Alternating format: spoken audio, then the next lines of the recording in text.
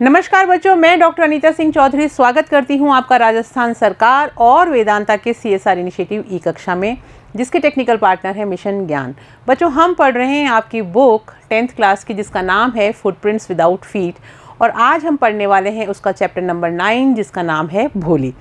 इस चैप्टर में हम पढ़ने वाले हैं एक छोटी सी बच्ची की कहानी, जिसका नाम भोली कैसे पड़ जाता है वो भी देखेंगे, और रियल जो नेम है उस बच्ची का वो है सुलेखा। तो सुलेखा से बच्ची का नाम भोली कैसे पड़ा, और जब हम चैप्टर के लास्ट में एक बार वापस देखेंगे कि उसको सुलेखा नाम से पुकारा गया, तो ये सब क्या कहानी है उसको जानने के लिए देखते हैं। चैप्टर को हम स्टार्ट करते हैं। Her name was Sulekha, but since her childhood everyone had been calling her Bholi the simpleton. यानी उसका नाम वैसे तो सुलेखा था, लेकिन बचपन से ही उसको सब लोग भोली नाम से पुकारने लग गए थे। भोली का मतलब होता है सिंपलटन यानी अनाड़ी। She was the 4th daughter of नंबरदार रामलाल। रामलाल नाम का जो एक नंबरदार था, उसकी वो 4थे नंबर की बिटिया थी। When she was 10 months old, जब वो 10 महीने की थी, she had fallen off the cot, तो वो पालने से गिर गई थी नीचे। कॉट का मतलब चारपाई भी होता है। On her head and perhaps it had damaged some part of her brain, यानी वो सिर के बल गिरी, जिसके कारण क्षतिग्रस्त हो गया था उसके ब्रेन का कुछ हिस्सा। That was why she remained backward, इसीलिए वो बच्ची जो है वो थोड़ा बाद में समझती थी। कोई भी चीज़ उसको बताते थे तो उसको धीरे धीरे समझ में आती थी। वो थोड़ी सी पिछड़ गई थी। And came to be known as Bholi, और इसलिए उसका नाम पड़ गया भोली यानी सिंपलटन यानी अनाड़ी। At birth the child was very fair and pretty. ऐसा नहीं है कि भोली हमेशा से ऐसी ही रही होगी। भोली जब छोटी थी तब वो बहुत ही ज़्यादा गोरी थी और बहुत ज़्यादा खूबसूरत थी। बट लेकिन when she was 2 years old, जब वो 2 साल की हुई, she had an attack of smallpox, तो उसको smallpox हो गया, यानी उसको चेचक हो गया, जिसके कारण only the eyes were saved, but the entire body was permanently disfigured। तो उसका सिर्फ आँखों का जो हिस्सा था वो बच गया था, बाकी पूरा जो शरीर था वो उसका खराब हो गया था। परमानेंटली मतलब होता है स्थायी रूप से। डिसफिगर्ड यानी विकृत हो जाना, यानी गंदा लगने लग जाना। स्टैमर्ड का मतलब होता है हक लाना, और मिमिक का मतलब होता है नकल उतारना या अनुकरण करना। तो क्योंकि उसको स्मॉल पॉक्स हो गया था, तो इस चेचक के निशान के कारण उसका जो पूरा शरीर है वो विकृत हो गया था परमानेंटली, यानी हमेशा के लिए। By deep black pock marks, और वो क्या था, वो काले रंग के धब्बे थे, चकते थे जो पूरे उसके शरीर पे हो गए थे। Little Sulekha could not speak till she was 5, और इसी के कारण जब वो छोटी थी तब वो 5 साल की जब तक हुई तब तक वो बोलती भी नहीं थी, बोल नहीं सकती थी। And when at last she learn to speak, और जब उसने फिर उसके बाद में जब बोलना सीखा, 5 साल तक तो वो बोली ही नहीं, उसके बाद जब उसने बोलना सीखा, शी स्टैमर्ड, तो वो हकला हकला के बोलती थी। तो देखिए बच्चों, कितनी सारी चीज़ें इस छोटी सी बच्ची के साथ में हुई। 10 महीने की थी तब वो पालने से गिर गई, उसके सिर में चोट आ गई। उसके बाद में जब वो थोड़ी और बड़ी हुई, जब वो 2 साल की हुई, तो उसको चिकन पॉक्स हो गया, जिसके कारण उसके शरीर के ऊपर पूरे के पूरे काले काले पॉक मार्क्स हो गए। और फिर 5 साल तक वो बोल नहीं पाई, और जब उसने बोलना शुरू किया तो वो हकलाती थी। The other children often made fun of her, तो इसी कारण से बाकी के जो बच्चे थे वो उसका प्राय मजाक बनाया करते थे। एंड मिमिक्ड, और उसकी नकल भी उतारते थे, क्योंकि वो हकला के बोलती थी। As a result she talked very little, और इसकी वजह से वो बहुत कम बोला करती थी। रामलाल हैड 7 चिल्ड्रन, अब रामलाल के कुल मिला के 7 बच्चे थे। 3 सन्स एंड 4 डॉटर, उसके 3 बेटे थे और 4 बेटियां थी। And the youngest of them, और सबसे जो छोटी थी वो थी भोली। तो 7 बच्चों में भोली जो है वो सबसे छोटी थी। It was a prosperous farmers house hold, और ये जो घर था किसान का, एक ऐसे प्रसिद्ध किसान का घर था जो कि बहुत ज़्यादा समृद्ध था। प्रॉस्परस का मतलब होता है समृद्ध होना, खूब अच्छा खाने पीने का जहाँ पे होता है, जहाँ पे किसी चीज़ की कोई कमी नहीं होती। And there was plenty to eat and drink, और उनके घर में सब कुछ खाने पीने के लिए पर्याप्त मात्रा में था। ऑल द चिल्ड्रन एक्सेप्ट भोली वर healthy and strong.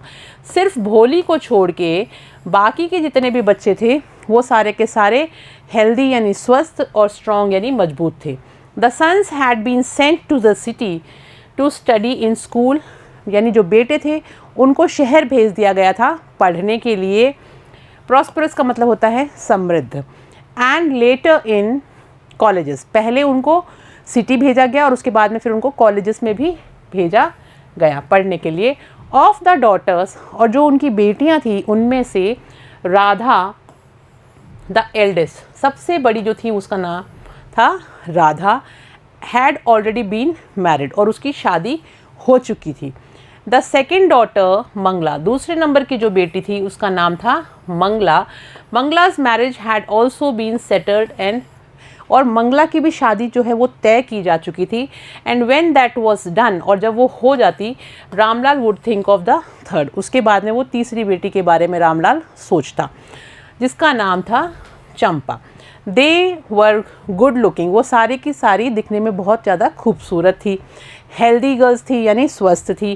And it was not difficult to find bridegrooms for them, और उनके लिए दूल्हा जो ढूंढना था वो भी मुश्किल नहीं था, क्योंकि सारी बेटियां बहुत ही ज़्यादा खूबसूरत और स्वस्थ थी और मजबूत भी थी। तो सबसे बड़ी बेटी थी उनकी राधा पहले नंबर की, दूसरे नंबर की थी मंगला, तीसरे नंबर की बेटी है चंपा, और चौथे नंबर की बेटी है भोली। ब्राइड ग्रूम्स का मतलब होता है दुल्हा। But Ramlal was worried about भोली, लेकिन रामलाल जो है वो हमेशा भोली के बारे में चिंतित रहते थे।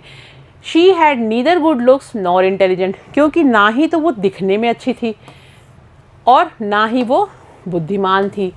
तो ये दोनों कमी होने के कारण उनको ऐसा लगता था कि इसकी पता नहीं समय पे शादी हो पाएगी या नहीं हो पाएगी। भोली वॉज 7 years old, भोली 7 साल की थी। When मंगला वॉज मैरिड, जब मंगला की शादी हुई तब भोली 7 साल की थी। द सेम ईयर, उसी साल, a primary school for girls was open in their village, उनके गांव में बच्चों के लिए एक प्राथमिक विद्यालय खोला गया। और वो भी लड़कियों के लिए खोला गया। The tehsildar sahib came to perform its opening ceremony, और उसका जो उद्घाटन समारोह था उसमें उद्घाटन करने के लिए गांव के जो तहसीलदार हैं वो वहाँ पर आए। ही सेड टू रामलाल, और उन्होंने रामलाल से कहा, as a revenue official you are the representative of the government, क्योंकि तुम सरकार के एक प्रतिनिधित्व करने वाले व्यक्ति हो, इसलिए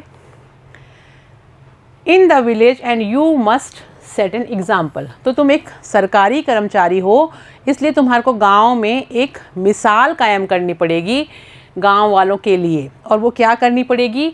you must send your daughters to the school, और इसलिए तुम्हें अपनी बच्चियों को विद्यालय भेजना चाहिए। तो क्योंकि तहसीलदार ने अब रामलाल को कह दिया कि तुम सरकारी कर्मचारी हो, एक जाने माने व्यक्ति हो, गांव के रेवेन्यू ऑफिसर हो, तो जैसा तुम करोगे तुम्हें देख के गांव के जो बाकी के जो गांव वाले हैं वो भी अपनी बच्चियों को विद्यालय में पढ़ने के लिए भेजेंगे, तो तुम अपनी बच्चियों को पढ़ने के लिए भेजो।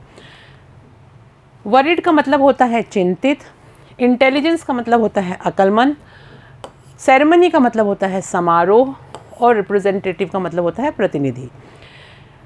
कंसल्टेड का मतलब होता है परामर्श लेना, करेज का मतलब होता है हिम्मत, और डिसओबे का मतलब होता है अवज्ञा करना। चलिए देखते हैं आगे। दैट नाइट, और उसी रात, Ramlal consulted his wife, Ramlal ने अपनी पत्नी से बातचीत करी। शी क्राइड, और जब उसने उसको ये बताया कि तहसीलदार ने ऐसा कहा है कि अपनी बच्चियों को स्कूल भेजो, तो वो ज़ोर से चिल्लाई, आर यू क्रेज़ी, और उसने कहा कि भाई क्या तुम्हारा दिमाग ख़राब हो गया है? आर यू क्रेज़ी, क्या तुम पागल हो गए हो? If girls go to school who will marry them, कि अगर लड़कियां विद्यालय जाएंगी तो उनसे शादी कौन करेगा? But Ramlal had not the courage to disobey, लेकिन रामलाल जो था उसमें हिम्मत नहीं थी कि वो डिसओबे करे तहसीलदार के आदेश को, यानी जो तहसीलदार ने जो आदेश दे दिया उसकी अवज्ञा करने की उसमें हिम्मत नहीं थी। But Ramlal had not the courage to disobey the tehsildar. At last his wife said, तो आखिर में उसकी पत्नी ने कहा, I will tell you what to do, मैं तुम्हें बताती हूँ कि क्या करूँ। सेंड भोली टू स्कूल, वो कहती है कि भोली को विद्यालय भेज दो। As it is there is a little chance of her getting married, क्योंकि वैसे भी उसके शादी होने के बहुत कम चांसेस हैं, यानी बहुत कम इस तरह के मौके मिलेंगे कि भाई हम उसकी शादी कर पाएँ, क्योंकि वो दिखने में भी खूबसूरत नहीं थी और इंटेलिजेंट भी नहीं थी। तो ये सॉल्यूशन उसकी पत्नी ने बताया। विथ हर अगली फेस, क्योंकि उसका चेहरा बहुत गंदा था, ख़राब था, एंड लैक ऑफ सेंस, और उसमें दिमाग की भी थोड़ी कमी थी। Let the teachers at school worry about her, कि चलो अब स्कूल के जो अध्यापक हैं उन्हीं को उसकी चिंता करने दो, तो इसको स्कूल भेज दो तो समस्या का समाधान ही हो जाएगा। The next day Ramlal caught Bholi by the hand and said, अगले दिन रामलाल ने भोली का हाथ पकड़ा और कहा, कम विथ मी, मेरे साथ चलो। I will take you to school, मैं तुम्हें विद्यालय लेके जाऊंगा। भोली वॉज फ्राइटेंड, भोली जो है वो काफ़ी डर गई। She did not know what a school was like, क्योंकि वो जानती ही नहीं थी कि विद्यालय कैसा होता है। शी रिमेंबर्ड, और अब उसको दूसरी चीज़ भी याद आई। क्या याद आई, उससे पहले देख लेते हैं डिफ़िकल्ट वर्ड्स। फ्राइटेंड का मतलब होता है भयभीत होना, और रिमेंबर्ड का मतलब होता है याद करना। शी रिमेंबर्ड, अब उसको याद आता है, हाउ अ फ्यू डेज एगो देयर ओल्ड काउ लक्ष्मी, कि कुछ दिनों पहले उनकी जो बूढ़ी गाय थी जिसका नाम था Lakshmi, had been turned out of the house and sold, जिसको घर से बाहर निकाल लिया था और बेच आए थे, यानी उसको भी इस तरह से पकड़ के ले गए थे और उसको बेच दिया गया था। न न न no no no, she shouted in terror, shouted का मतलब होता है चिल्लाना, और टेरर का मतलब होता है दहशत में, डर में। तो वो डर से चिल्लाई और उसने कहा नो, नहीं, and pulled her hand away from her father's grip, और अपने पिताजी की पकड़ से उसने अपने हाथ को छुड़ा लिया। ग्रिप का मतलब होता है पकड़। शाउटेड मतलब चिल्लाकर बोलना, टेरर यानी डर, और ग्रिप यानी पकड़। चलिए आगे देखते हैं। What's the matter with you you fool, और रामलाल उससे पूछते हैं, भाई क्या मामला है मूर्ख लड़की, तुम फूल कहीं की, यानी तुम मूर्ख कहीं की। शाउटेड, और वो चिल्लाए, शाउटेड रामलाल। अब रामलाल ने जोर से चिल्ला के उससे कहा, I am only taking you to school, मैं सिर्फ तुम्हें विद्यालय लेके जा रहा हूँ। Then he told his wife, फिर उसने अपनी पत्नी से कहा, let her wear some decent clothes, decent का मतलब होता है उचित। वो कहते हैं कि चलो इसे कुछ ढंग के कपड़े पहनाओ, कुछ अच्छा दिखने वाला पहनाओ। और else what will the teachers and other school girls think of us when they see her, नहीं तो जो बाकी के जो अध्यापक हैं वो, और स्कूल में पढ़ने वाली जो बाकी बच्चियां हैं वो हमारे बारे में क्या सोचेंगी जब वो इसको इस हालत में देखेंगी। New clothes had never been made for Bholi, और भोली के लिए कभी भी नए कपड़े जो हैं वो नहीं लाए गए थे। The old dresses of her sisters were passed on to her, उसको हमेशा अपनी जो बड़ी बहनें थी उनके पुराने कपड़े ही मिलते थे पहनने के लिए। No one care to mend or wash her clothes, कोई भी उसके कपड़ों का ध्यान नहीं रखता था और उसके धोने की चिंता भी नहीं करता था। बट टुडे, लेकिन आज, she was lucky to receive a clean dress, आज वो साफ सुथरी पोशाक प्राप्त करने में कामयाब हो गई थी।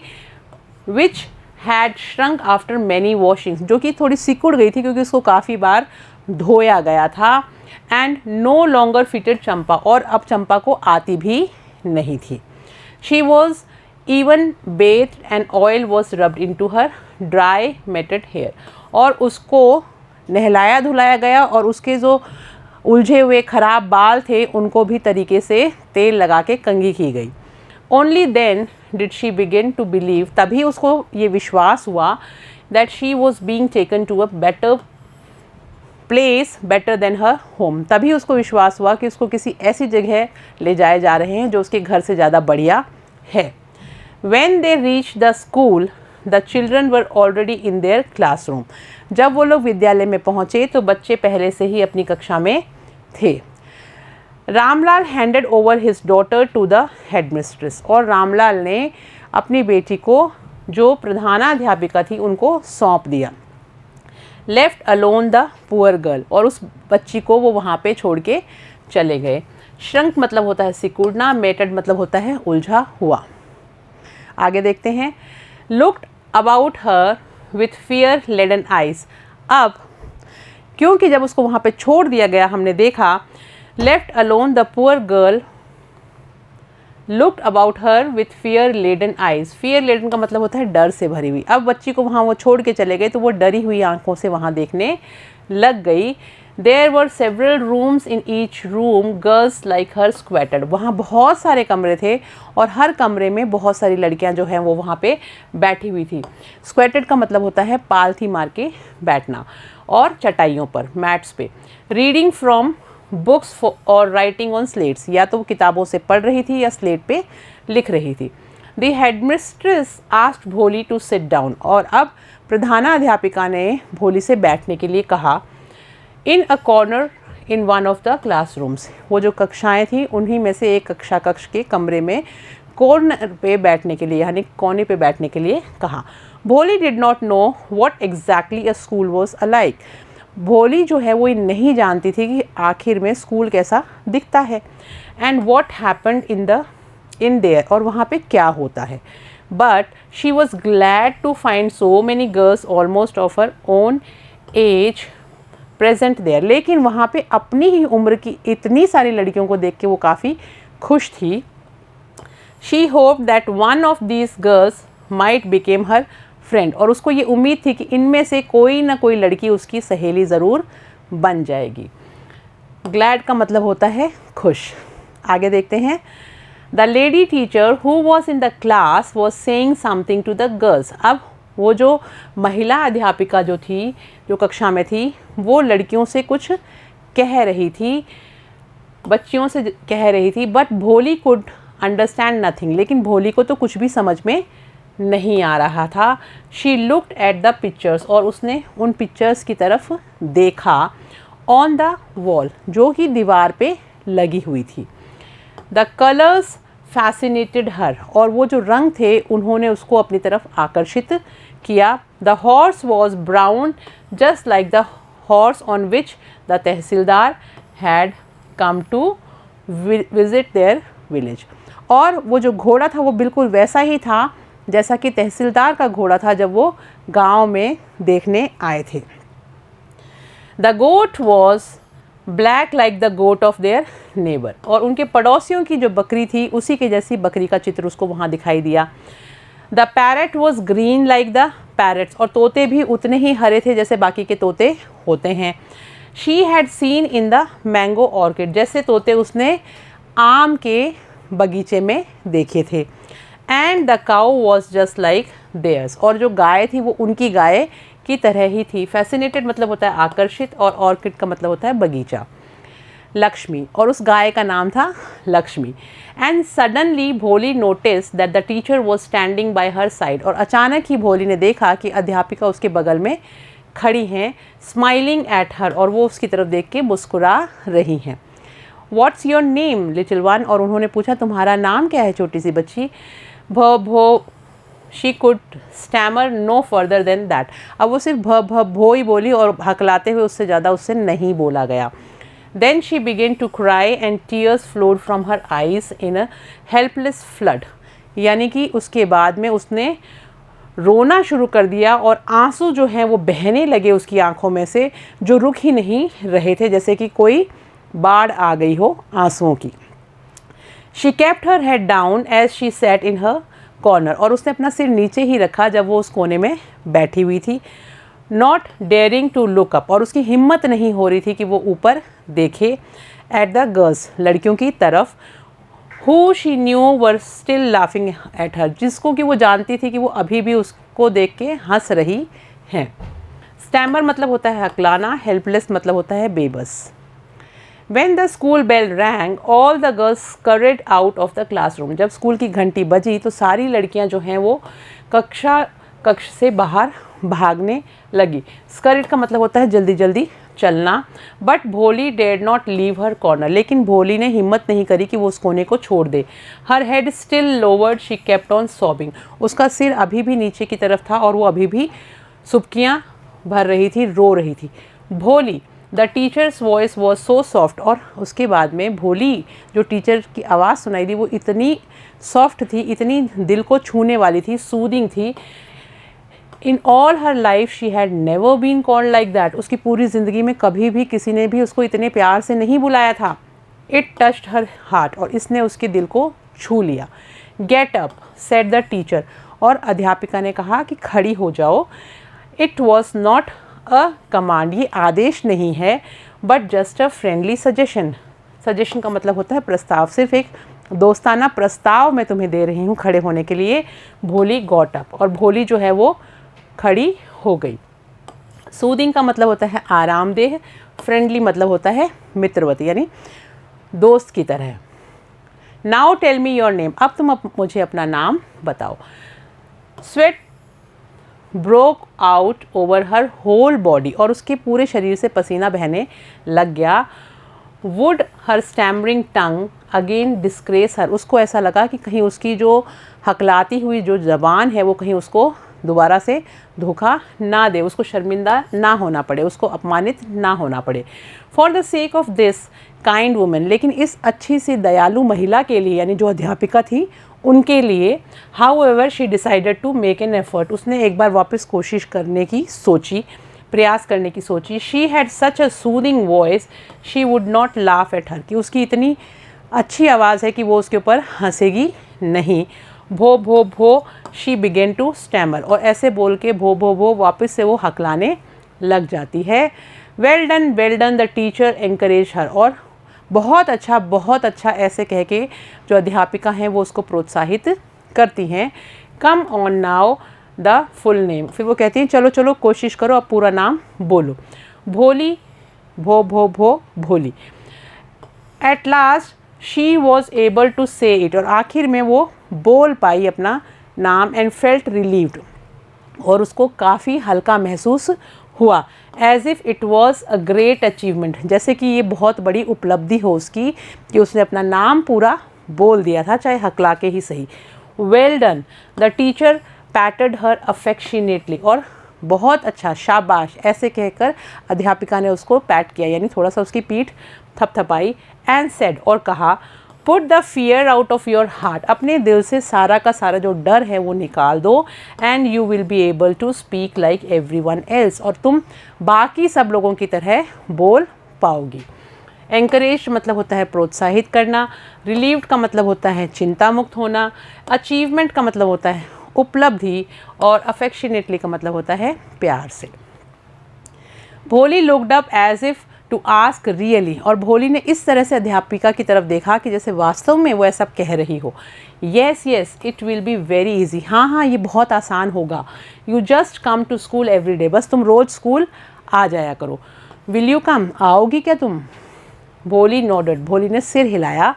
नो से इट अलाउड, तो वो कहती है नहीं नहीं बोल के बताओ। येस, वो कहती है हाँ। येस, वो भी हकलाते हुए बोलती है।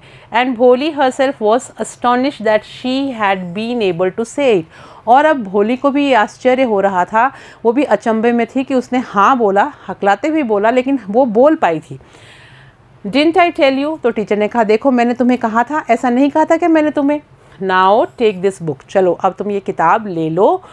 The book was full of nice pictures, वो जो किताब थी उसमें बहुत सारे चित्र बने हुए थे, खूबसूरत चित्र थे। And the pictures were in colour, dog, cat, dog, और बहुत सारे रंग बिरंगे चित्र थे जिसमें कुत्ता भी था, बिल्ली भी थी, बकरी भी थी। नॉडेड का मतलब होता है सम्मति की, मैं सहमति में अगर हम सिर हिलाते हैं तो उसको बोलते हैं। एस्टॉनिश्ड का मतलब होता है अचंभित होना। Horse, parrot, tiger and a cow just like Lakshmi, and with every picture was a word in big black letters. अब उसके ऊपर जो चित्र बने हुए थे वो घोड़ा था, तोता था, बाघ था और गाय थी, ऐसी गाय जैसे लक्ष्मी थी, जस्ट लाइक लक्ष्मी, लक्ष्मी की तरह वो गाय थी। And with every picture was a word in big black letters, और हर चित्र के साथ में काले रंग में उसका मोटा मोटा नाम भी लिखा हुआ था। इन 1 मंथ, 1 महीने में, you will be able to read this book, तुम ये किताब पढ़ने में कामयाब हो जाओगी, यानी तुम ये किताब पढ़ पाओगी। I will give you a bigger book, उसके बाद मैं तुम्हें इससे बड़ी बुक दूंगी, किताब दूंगी। And then a still bigger, और उसके बाद मैं उससे भी ज़्यादा बड़ी दूंगी। In time you will be more learner than anyone else in the village, और समय के साथ साथ तुम पूरे गाँव में सबसे ज़्यादा शिक्षित बच्ची बन जाओगी। Then no one will ever be able to laugh at you, फिर उसके बाद में तुम्हारे ऊपर कोई भी हंस नहीं पाएगा। People will listen to you, लोग तुम्हारी बात को सुनेंगे। With respect and you will be able to, और बहुत ही सम्मान से सुनेंगे, और तुम you will be able to speak without the slightest stammer, और तुम बिना हकलाए हुए भी बोल पाओगी, बिल्कुल भी नहीं हकलाओगी। अंडरस्टैंड, समझ गई? Now go home and come back early tomorrow morning, चलो अब घर जाओ और कल सुबह जल्दी आ जाना। Bholi felt as if suddenly all the bells in the village temple were ringing, अब भोली को अचानक ऐसा महसूस होने लगा जैसे पूरे गांव की जो घंटियां हैं वो बज रही हैं, उसको घंटी से सुनाई देने लग गई। And the trees in front of the school house had blossomed into big red flowers, और उसको ऐसा लगा कि जो पेड़ है स्कूल के बाहर वो सारे के सारे लाल फूलों से पूरे लद गए हैं, ऐसा वो महसूस करने लगी। Her heart was throbbing with a new hope and a new life, अब उसका जो दिल है वो एक नई जिंदगी और नई उम्मीद के साथ धड़क रहा था।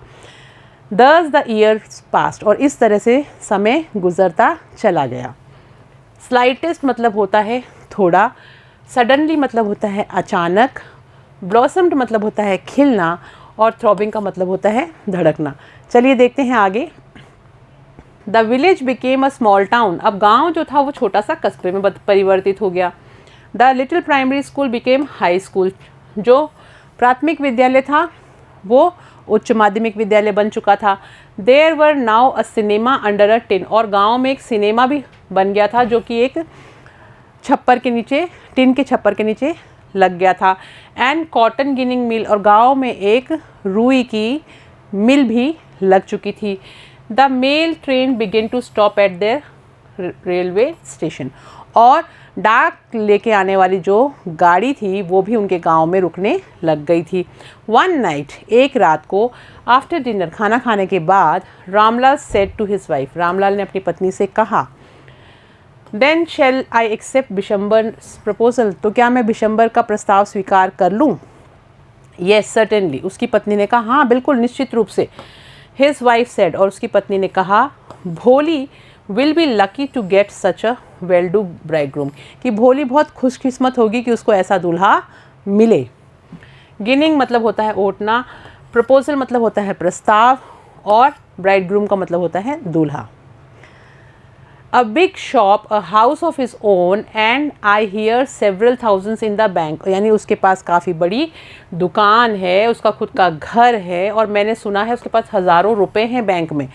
Moreover, he is not asking for any dowry, और उसके अलावा वो कोई दहेज भी नहीं मांग रहा है। अब बात चल रही है भोली की शादी की। बिशंबर नाथ नाम का एक व्यक्ति है जिसका प्रपोज़ल आया है शादी के लिए भोली के साथ, और उसकी माँ कहती है तुरंत हाँ कर दो। दैट्स राइट, ठीक है, but he is not so young you know, वो कहती है लेकिन वो इतना जवान नहीं है, तुम जानती हो। Almost the same age as I am, मेरी ही लगभग उम्र का वो है। एंड ही ऑल्सो लिम्स, और फिर वो लंगड़ा के भी चलता है। Moreover the children from his first wife are quite grown up, और दूसरा उसकी जो पहली पत्नी है उससे जो बच्चे हैं वो काफ़ी बड़े हो चुके हैं। सो वॉट, तो क्या फ़र्क पड़ता है? डज इट मैटर, क्या इससे फ़र्क पड़ता है? हिज वाइफ रिप्लाइड, उसकी जो पत्नी थी उन्होंने जवाब दिया, 45 और 50, 45 या 50। It is no great age for a man, ये कोई बहुत बड़ी उम्र नहीं है किसी आदमी के लिए। वी आर लकी, हम बहुत खुशकिस्मत हैं। That he is from other village, वो कहती है हम बहुत खुशकिस्मत हैं कि वो दूसरे गांव से है, from another village.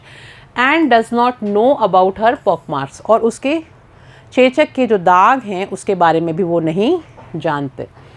And her lack of sense, और उसमें बुद्धि भी कम है ये भी नहीं जानते। If we don't accept this proposal she may remain unmarried all her life. अगर हमने ये प्रस्ताव नहीं माना तो वो पूरी ज़िंदगी कुंवारी ही रह जाएगी। येस बट वंडर, लेकिन रामलाल तो फादर है तो वो कहता है yes but I wonder what भोली विल से, कि मैं सोचता हूँ, मुझे थोड़ा आश्चर्य होता है कि भोली क्या कहेगी। What will that witless one से, वो मंद बुद्धि लड़की क्या कहेगी जिसमें बुद्धि ही नहीं है। शी इज़ लाइक अ डम काउ, वो एक गूंगी गाय की तरह है, उसकी पत्नी कहती है। Maybe you are right, तो रामलाल कहता है हो सकता है कि तुम ठीक कह रही हो। मटर्ड रामलाल, वो थोड़ा सा मुंह के अंदर बड़बड़ाया। इन द अदर कॉर्नर, और वहीं पर घर के दूसरे कोने में, ऑफ द कोर्टयार्ड, कोर्टयार्ड मतलब होता है आंगन, आंगन के दूसरे कोने में, भोली ले अवेक, भोली जगी हुई थी, ऑन हर कॉट, और वो अपनी चारपाई पे बैठी हुई थी, लिसनिंग टू हर पेरेंट्स, और अपने पेरेंट्स की बात सुन रही थी। विस्पर्ड कॉन्वर्सेशन, वो लोग जो धीरे धीरे जो बातचीत कर रहे थे उसको वो सारी की सारी सुनाई दे रही थी। विटलेस मतलब होता है बुद्धिहीन, डम का मतलब होता है मूक, और मटर्ड का मतलब होता है धीरे धीरे बोलना, विस्पर्ड का मतलब होता है फुसफुसाना, और कॉन्वर्सेशन का मतलब होता है बातचीत। Bishambarnath was a well to do grocer, और बिशंबरनाथ जो है वो एक अच्छा दुकानदार था, पंसारी था। He came with a big party of friends and relations with him for the wedding. अब भाई शादी का दिन आ गया और बिशंबरनाथ जो है वो बारात लेके आता है अपने दोस्तों और रिश्तेदारों के साथ में, बहुत बड़ी बारात के साथ वो वहाँ पहुँचता है। A brass band playing a popular tune from an Indian film headed, और वो जो ब्रास का जो बैंड था वो बहुत ही तेज़ी से और बहुत ही बढ़िया तरीके से जो हिंदी मूवीज़ होती हैं उनका गाना बजा रहा था। द प्रोसेशन, प्रोसेशन का मतलब होता है जुलूस, with the bridegroom riding a decorated horse, और वहीं पर वो जो यहाँ पे ये जो जुलूस है वो बारात के लिए कहा गया है कि वो जो बारात थी वो काफ़ी रंग बिरंगे कपड़ों में, सब लोग उस जो घोड़ा था वो एकदम सुसज्जित था, उसको सजाया हुआ था, और उसके ऊपर बिशंबरनाथ दूल्हे के रूप में बैठा हुआ था। Ramlal was overjoyed to see such pomp and splendour, और रामलाल ने जब ये गाजा बाजा देखा, इतनी शाही बारात देखी, तो वो बहुत ही ज़्यादा खुश हो गया। He had never dreamt that his fourth daughter would have such a grand wedding. उसने कभी सोचा भी नहीं था, कल्पना भी नहीं करी थी कि उसकी चौथी बेटी की जो बारात है वो इतनी बड़ी विशाल और इतनी बढ़िया बारात आएगी, इतने पैसे वाले घर से आएगी। भोली's elder sister who had come for the occasion, और भोली की बहनें जो इस शादी में शामिल होने आई थी, were envious of her luck, वो भी उसके किस्मत से जलन कर रही थी। ग्रॉसर मतलब होता है पंसारी, प्रोसेशन मतलब बारात, और डेकोरेटेड मतलब होता है सजाया हुआ, पॉम्प मतलब होता है ठाट बाट, और स्प्लेंडर का मतलब होता है धूम धाम। चलिए, When the auspicious moment came, the priest said, "Bring the bride." और जब वो घड़ी आ गई, यानी वो जो पवित्र घड़ी आई, शादी की फेरों का जब समय हुआ, तो जो पुजारी था, प्रीस्ट था, उसने कहा कि अब दुल्हन को ले आओ। भोली, clad in her red silken bridal dress, was led to the bride's place near the sacred fire. और पवित्र अग्नि के पास में भोली जो लाल रंग की साड़ी में पहनी हुई थी, उसने उसको लाके वहाँ पे बैठाया गया दूल्हे के बगल में। गार्लैंड द ब्राइड, यानी गार्लैंड का मतलब होता है माला, माला पहनाओ अब दुल्हन को। One of his friends prompted Bishambarnath, Bishambarnath के दोस्तों में से एक ने कहा कि अब तुम दुल्हन को माला पहनाओ। The bridegroom lifted the garland of yellow marigold, और वो जो पीले मारीगोल्ड फूलों से बनी हुई जो वरमाला थी वो दूल्हे ने दुल्हन को पहनाने के लिए जब आगे करी, उठाई। The women slipped back the silken well from the bride's face, तो एक महिला ने जो घूंघट निकाल रखा था भोली ने अपने चेहरे के ऊपर, उसको थोड़ा सा पीछे की तरफ खींच दिया, और उसका जो चेहरा है वो बिशंबरनाथ को दिख गया।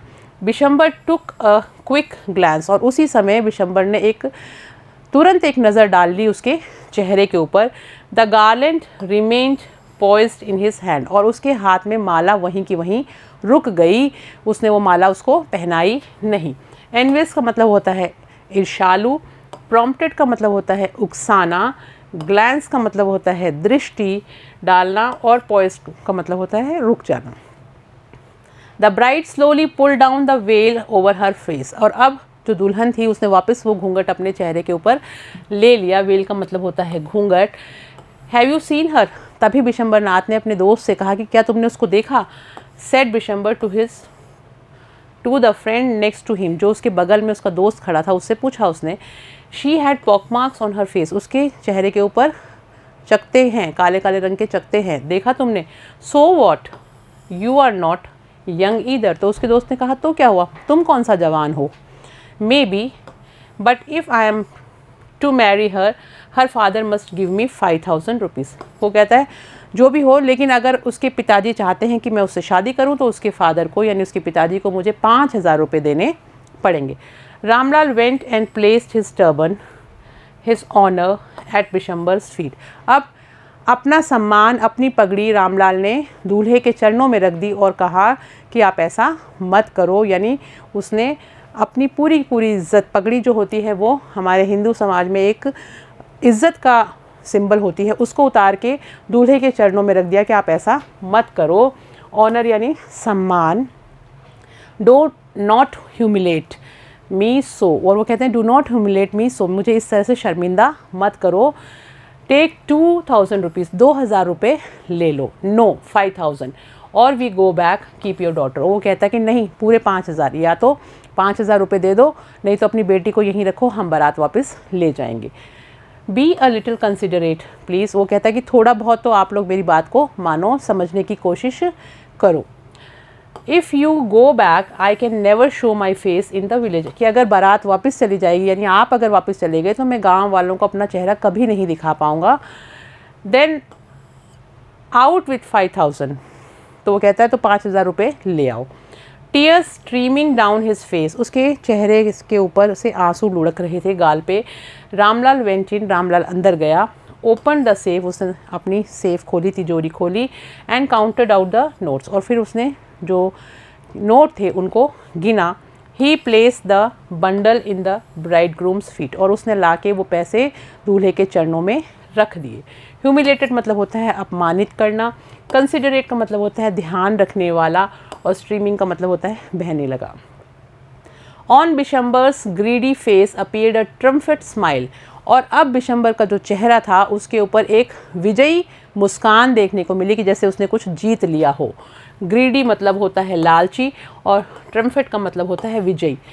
He had gambled and one, उसको ऐसा लगा जैसे उसने जुआ खेला और वो जीत गया। गैम्बल्ड मतलब होता है जुआ खेलना। Give me the garland he announced, और उसने घोषणा करी कि अब मुझे माला दे दो। Once again the veil was slipped back from the bride's face, अब की बार जब दोबारा उसने माला उठाई पहनाने के लिए तो दोबारा से जो दुल्हन थी उसके चेहरे के ऊपर से घूंघट हटा। बट लेकिन this time her eyes were not downcast, लेकिन अब की बार उसकी नज़रें झुकी हुई नहीं थी। किसकी? दुल्हन की। शी वॉज लुकिंग अप, वो ऊपर की तरफ देख रही थी, सामने देख रही थी। Looking straight at her prospective husband, prospective का मतलब होता है भावी, उस व्यक्ति की तरफ जो उसका भावी पति होने वाला था उसकी तरफ वो देख रही थी। And in her eyes there was neither anger nor hate only cold contempt, उसकी आंखों में ना ही तो गुस्सा था, ना ही तो वो गुस्सा दिखा रही थी अपनी आंखों से, ना उसकी आंखों में नफ़रत थी, सिर्फ एक कंटेम्प्ट का भाव था, यानी एक तिरस्कार का भाव था। उसको तिरस्कार की नज़र से अब जो दुल्हन है वो दूल्हे की आंखों में आंखें डाल के देख रही थी। Bishambar raised the garland to place it round the bride's neck, और बिशंबर ने माला उठाई ताकि वो दुल्हन के गले में पहना सके। But before he could do so, लेकिन इससे पहले कि वो ऐसा करता, Bholi's hand stuck out like a streak of lightning and the garland was flung into the fire. Streak मतलब होता है लकीर, और जैसे ही उसने माला पहनाने के लिए हाथ उठाया उसके हाथ से वो जो माला थी वो तुरंत एक झटके में भोली ने छीन ली और उसको फेंक दिया आग के अंदर। She got up and through away the well, और वो खड़ी हो गई और उसने घूंघट भी उतार के फेंक दिया। पिताजी, और उसने कहा कि पिताजी, सेड भोली इन अ क्लियर लाउड वॉइस, और अब उसकी जो आवाज़ थी वो बिल्कुल साफ और तेज़ आवाज़ में उसने कहा बिना हकलाते हुए। And her father, mother, sisters, brothers, relations and neighbours were started to hear her speak without even the slightest stammer। और अब वहाँ जितने भी लोग थे उस शादी में आए हुए, जिसके अंदर उसके पिताजी, माँ, बहनें, भाई, रिश्तेदार, पड़ोसी, सब लोग अचंभित थे ये देख के कि वो बिना हकलाए बोल रही थी। उसने बिल्कुल भी नहीं हकलाया और वो एकदम साफ बोल रही थी। पिताजी टेक बैक योर मनी, और उसने कहा पिताजी अपने पैसे वापस ले लो। I am not going to marry this man, मैं इस आदमी से शादी नहीं करने वाली हूँ। रामलाल वॉज थंडरस्टक, थंडरस्टक का मतलब होता है हक्का बक्का रहना। रामलाल एकदम हक्का बक्का रह गया। The guest began to whisper, जो अतिथि थे उन्होंने बात बनानी शुरू कर दी, फुसफुसाना शुरू कर दिया। सो शेमलेस, सो अगली एंड सो शेमलेस, और वो बोलते कितनी बेशर्म लड़की है ये। भोली आर यू क्रेजी, भोली क्या तुम पागल हो गई हो। शाउटेड रामलाल, रामलाल चिल्लाया। You wanted to disgrace your family, disgrace का मतलब होता है अपमान कराना। तो कहते हैं क्या तुम अपने परिवार का अपमान कराना चाहती हो। Have some regard for our izzat, हमारी इज्जत का कुछ तो ख्याल करो। For the sake of your izzat said Bholi, Bholi ने कहा आपकी इज्जत के लिए ही तो। Yes I was willing to marry this lame and old man, यानी आपकी इज्जत के लिए ही तो मैं इस बूढ़े और लंगड़े आदमी से शादी करने के लिए तैयार हो गई थी। But I will not have such a mean, greedy and contemptible coward, लेकिन मैं इस तरह के लालची, मतलबी और कायर आदमी से शादी नहीं करूँगी। कंटेम्प्टेबल मतलब नीच, ग्रीडी मतलब लालची और कॉवर्ड मतलब डरपोक और कायर। तो मैं इस तरह के नीच कायर आदमी से शादी नहीं करूँगी। एज माई हस्बैंड, मैं इसको कभी भी अपने पति के रूप में स्वीकार नहीं करूँगी। I won't, I won't, I won't, नहीं करूँगी और कभी भी नहीं करूँगी। What a shameless girl, we all thought she was a harmless dumb cow. अब लोग बातें बनाने लग गए कि देखो कितनी बदतमीज़ लड़की है, कितनी बेशर्म लड़की है। हमने तो सोचा था कि एकदम गूंगी गाय की तरह है, हम इसको ऐसी गाय सोचते थे जो कोई नुकसान नहीं पहुंचाएगी, लेकिन देखो इसने क्या कर दिया। भोली टर्न वायलेंटली, और उसी समय भोली जो है वो हिंसात्मक ढंग से यानी गुस्से से चिल्लाई और बोली ऑन द ओल्ड वुमेन, उसी बूढ़ी महिला को देख के बोली yes aunty you are right, कि आंटी आप सही कह रहे हो। You all thought I was dumb and driven cow, कि आपको लगा कि मैं गूंगी हूँ, मुझे जहाँ चाहे वहाँ आप गाय की तरह हूँ दे सकते हो, भेज सकते हो। That's why you wanted to hand me over to this heartless creature, इसलिए आपने मुझे इस बिना दिल वाले, बिना दिमाग वाले आदमी, प्राणी के हाथों में भेजने का सोचा, यानी मुझे इसकी सपुर्द करने की आप सब लोगों ने सोची। हार्मलेस यानी सीधा साधा, मूक मतलब डम मतलब होता है मूक, हार्टलेस मतलब होता है निर्दयी, क्रीचर यानी जीव, और कन्फ्यूज यानी अस्पष्ट। But now the dumb cow the stammering fool is speaking, लेकिन अब ये जो गूंगी और हकलाने वाली जो गाय है ना, ये बोलने लग गई है। Do you want to hear more, आप और कुछ सुनना चाहेंगी। Vishambarnath the grocer started to go back with his party, और अब विशंबरनाथ को समझ में आ गया कि भाई यहाँ पे तो अब शादी तो होनी नहीं है, तो वो उठा और उसने जाना शुरू कर दिया। वो वहाँ से अपनी बारात के साथ वापस जाने लगा। The confused bandsmen thought this was the end of, अब वो जो बाहर बाजे वाले थे वो तो कंफ्यूज हो गए कि उनको समझ में नहीं आया कि हुआ क्या अंदर, क्योंकि बारात जब वापस चली तो उनको लगा कि शादी हो गई है, और उन्होंने विदाई गीत बजाना शुरू कर दिया। The ceremony and struck up a closing song, और उन्होंने सोचा समारोह ख़त्म हो गया, शादी हो गई, बारात वापस जा रही है, अब विदाई गीत जो है वो बजाना शुरू कर दो। सेरेमनी यानी समारोह, रूटेड मतलब जड़वत, और ग्रीफ का मतलब होता है दुख। Ramlal stood rooted to the ground, his head bowed low with the weight of grief and shame। अब रामलाल जो था वो जड़वत हो गया, वहीं का वहीं खड़ा रह गया। हेड bowed, उसका सिर जो था वो झुका हुआ था। with the weight of grief and shame, अब उसको बहुत ज़्यादा दुख और शर्म महसूस हो रही थी। The flames of the sacred fire slowly died down, और वो जो पवित्र अग्नि थी उसकी जो आग थी वो भी धीरे धीरे बुझ गई। Everyone was gone, सब लोग जा चुके थे। रामलाल टर्न टू भोली, अब रामलाल जो है भोली की तरफ मुड़ा।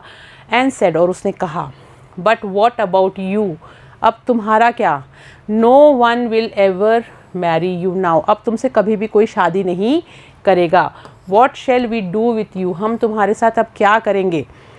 And Sulekha said in a voice, देखिए यहाँ पे वापस नाम आ गया सुलेखा, क्योंकि अब वो उसने हकलाना बंद कर दिया, वो पढ़ लिख गई थी, समझदार लड़की हो गई थी, तो यहाँ वापस सुलेखा नाम आ गया, भोली हटा दिया।